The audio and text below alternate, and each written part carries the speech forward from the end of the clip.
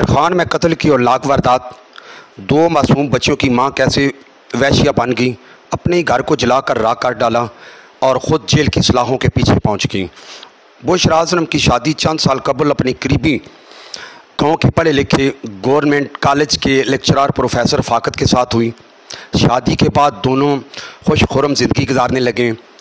कुछ अरसा से इनकी बरादरी के नदीम नामी नौजवान का इनके घर आना जाना हुआ, जिसका नजायज़ फ़ायदा उठाते हुए नदीम ने बुशरा बीबी को अपने झूठे प्यार हमदर्दी के शीशे में उतार लिया और फिर आहिस्ता आहिस्ता नफ़रत और बगावत का बीज बोकर बुशरा को अपने पढ़े लिखे खामद के ख़िलाफ़ कर दिया।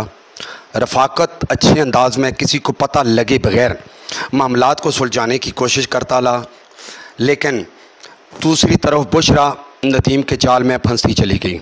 अब नदीम बुशरा से मुतालबा करने लगा कि रफ़ाकत को छोड़ दो और मुझसे शादी कर लो। बुशरा की अकल पर मुकम्मल पर्दा पड़ चुका था। वो नदीम को मसीहा समझने लगी।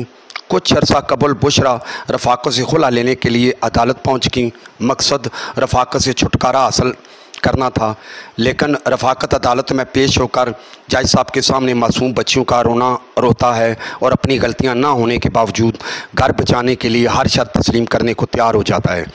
जज साहब बुशरा को समझाते हैं कि बीबी बच्चियों की खातिर खामद को एक मौका दो।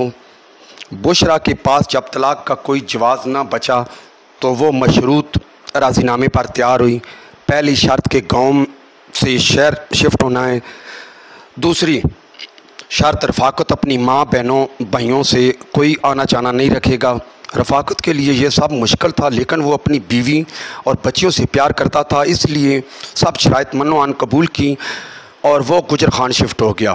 इनकी ज़िंदगी में कुछ अरसा के लिए खुशियाँ लौट आईं, लेकिन नदीम चूँकि क्रिमिनल माइंड और मनशियात के केस में रिकॉर्ड याफ्ता था, वो हर कीमत पर बुशरा को हासिल करना चाहता था। इसने फिर से बुशरा को अपनी बातों में ट्रिप किया और दुबई ले जाने, अय्याशी की ज़िंदगी गुजारने के सुहाने ख्वाब दिखाने लगा। औरत की चूँकि अकल जब इसका साथ नहीं देती तो वो अपनी ही दुश्मन बन जाती है। गुज़श्ता कुछ अरसा से बुशरा दोबारा नदीम के दिखाए ख्वाबों में खोई रहती और खामद बच्चियों की तरफ तवज्जो न देती, जिसकी वजह से घर में टेंशन बनी रहती। नदीम के मुसलसल राब्ते ने बुशरा को अपने खामद और बच्चियों से दूर कर दिया और अब बुशरा ख़ुद को अपने ही घर में कैद तस्वर करने लगी और वो इस कैद से हर कीमत पर छुटकारा हासिल करना चाहती थी। नदीम ने जो नफ़रत और बगावत का बीज बोया था, अब वो एक दरख्त बन चुका था। बिलाखिर नदीम और बुशरा इस नतीजे पर पहुँचे कि रफ़ाकत अपनी ज़िंदगी में तलाक नहीं देगा और यूँ नदीम बुशरा कभी इकट्ठे रहने का ख्वाब पूरा नहीं कर सकते।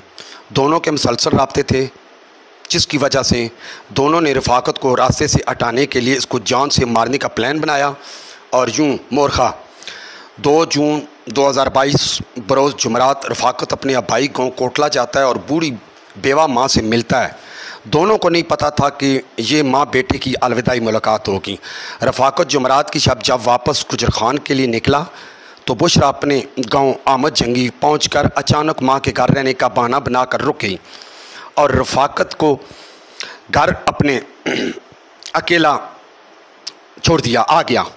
और यूं जुमा की सुबह थाना दीना डमेली के इलाका से रफ़ाकत की तशद्दुद ज़दा लाश मिली और घर में कुराम मच गया। पुलिस ने लाश को कब्ज़े में लेकर जब तफ्तीश शुरू की तो चंद घंटों के बाद इस भीमाना कत्ल का ड्राफ्ट सीन हो गया और बुशरा बीबी के पुलिस हिरासत में आने के बाद मुलज़मान के नाम सामने आ गए। मुलज़मान में बुशरा का कज़न अब्दुल्ला शकील भी मुलव्वस है, जो वारदात के बाद अगली फ़्लाइट से सऊदी अरब भाग गया।